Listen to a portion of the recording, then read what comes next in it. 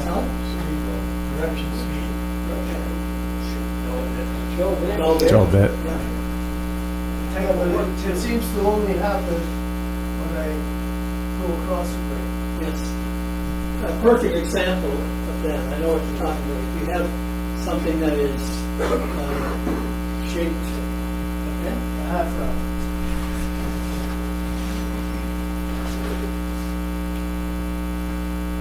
Let's say you're working on a piece of wood that's sort of like this. You've got your rotor bit and you're on your table and you're fitting, you're trying to get yourself squared up to a template. You'll find, especially with the grain, depending which way the grain is running, that if you come up this side, which is where you should start, then and everything runs smoothly. By the time you get over here, you start getting terrible. And that's the chance, the times when you run into that, you have to turn and do something that they will tell you never to do, and that is to do a climb cut, which starts from this side. And then when you get to the top, that's the way we're going to fit. Anything else? Another possible reason for getting burned is the depth of cut that you're taking. If you take a little more shallow amount off each pass and then increase it a little till you get to the depth you want, it might help to avoid some of that burn. Right? Yeah. Now, you're talking about speed. What do you use as any terms of back The type of wood is the first thing that you would look at, and slower speeds for softer woods and higher speeds. Size of the disc or whatever. Yes, the size of the bit is very important. And one of the things that once you use the rudder for a while, you get to know the sound. You can tell by the sound that it's making, whether you're going too fast, too slow.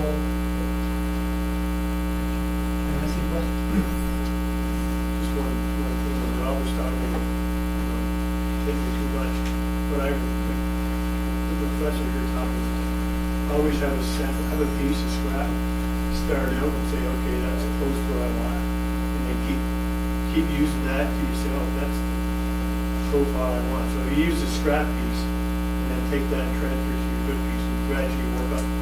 So you can see on your scrap, that's where I want to be, and then you stop. But you can't just go out on the good piece. Because if they take too much, you're going to have tear out and a lot of other problems. Any other questions? Sir. Yeah, I just wondered if there would be tips on how you keep your bits clean as far as wood build up on the back. Well, I think Howard says Varsol. Yeah, okay. 400.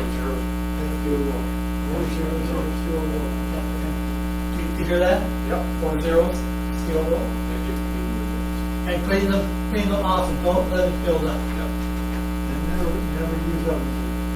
No. You tried that. Never use it. Never use other cleaner.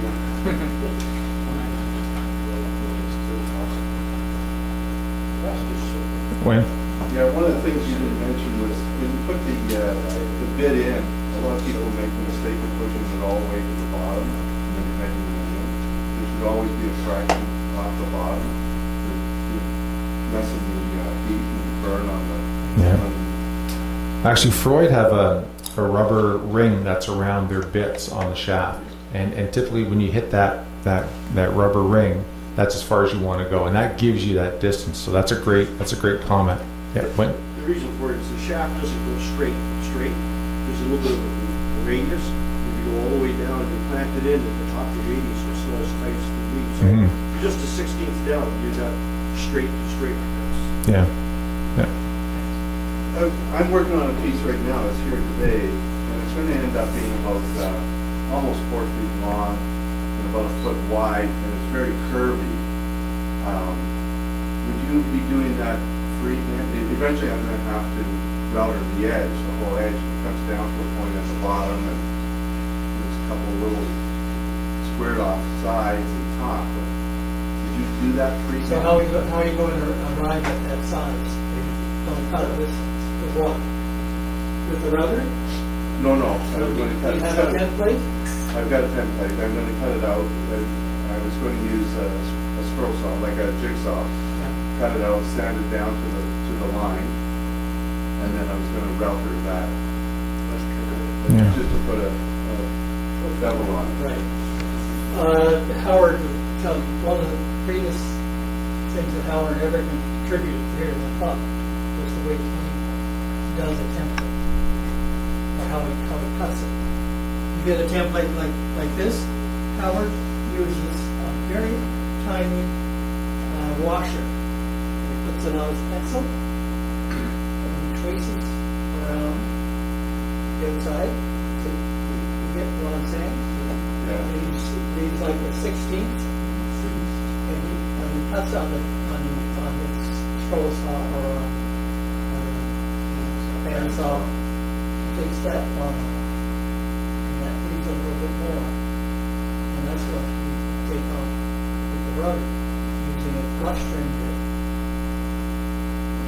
and that's the way to do it. You'll get beautiful edges. So if you use one of these, Wayne, and if you can, with the wheel on there as well, you can just route around that template using that wheel. But you'll still have a piece of it at the bottom that isn't good shot. It'll be long enough that because your template, the way you'll have it is you'll be running off your template, right? So you just flip the piece upside I down can. and just route it, and then the width or the length of that bit then will cover off as much as you need. But a lot of times you won't have to flip it over, that flush string bit is long Right. enough. If it's long enough, then yeah, you can just lay it flat, and you just follow it all the way around. So the piece you're cutting is going to be on top of your template. Yep. So the wheel is following the template, right? Either way, yeah, depending on how thick that wood is. Oh, okay. Yeah, and you could do it freehand, or you could do it on the table as well. The table would be, anytime you can use the table, I think you'll find You get more stability because you have a wider surface to play you with. get a lot more confidence in what you're doing. So do it on the table instead of freehand. That's what I would recommend. Mark, would you concur? You should use the table? I'd use the table all the just one point, Wayne, what we're gonna find out when you put that, you dig it into the bearing, when the bearing gets into your template, that's where the bearing will lie on the template. Any excess will be cut off. Right. Yeah. Morris? You're talking about a router table. Yes. Yes, okay, so I didn't know if it was clear or not. Yeah, so this would be the router table here, something like this set up here. Yeah, Calvin? We got the expert up there, so then I have a question. On the bead cut, I always have trouble trying to get it even both sides. You know what I mean? Is there any trick to doing that, or? Stop drinking. It's trial and error for me. I gotta play with it for the longest time.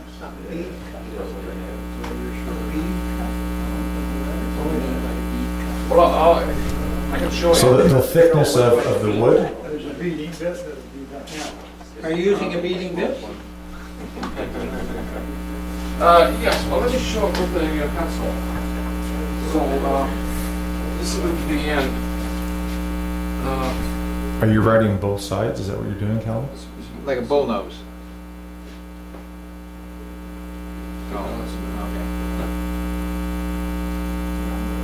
So this is like the edge of a shelf or something. I want this to be even with this, like, so. That's your depth of your router, if I'm not mistaken, right? Yeah, yes, it's the, but I always have trouble trying to get it right. That's why you use it on a practice. It's a trap piece. Yeah. Yeah, oh, I do that, I do all that, I just don't know these guys have anything special. Well, you have to find the center, right? A good idea to find the center. Find the center, okay, yeah. Okay, this.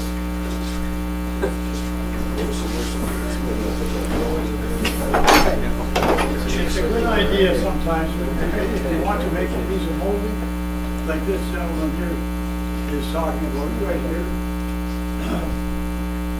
That's a very small piece to be cutting by itself. You can always take a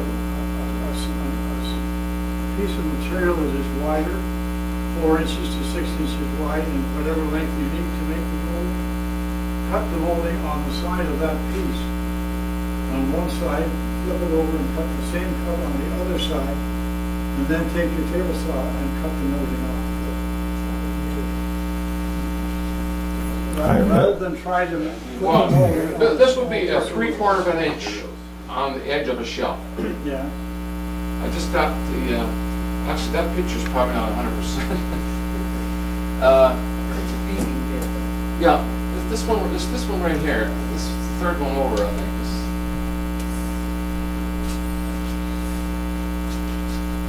This one. The round nose? That's a round over. That's a round over there. Actually, is the, this one. Yeah, there you go. Half inch. So you see, you got a piece at the top and a piece at the bottom, you want to get that whole, that perfect, Right? so, you know what I mean? Practice. Practice?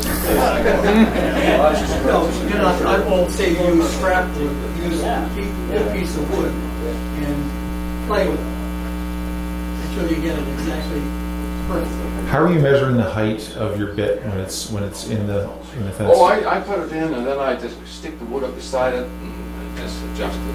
Because something like that may help as well. That'll give you a proper dimension. Okay. Like there's different tools. I use this from time to time, and it just measures out. So if I know I have a 3/4 piece, the halfway point, I'll put that on there, and I'll know what the halfway point is, or whatever piece I'm using. It's just a nice little tool to have. But even practicing, Calvin, is another good thing to do. Yeah. Okay, that's fine. Scrap wood's the best. Yeah. Take a sample piece and get it right on your definite. Yeah. Anyone else? Questions? Wayne wanted me to remind you guys that you should be very, very, very careful when you're doing small pieces. You should use some kind of a holder if the wheel piece is that long. It's clear. So some kind of a holder so you can use on your table. Okay?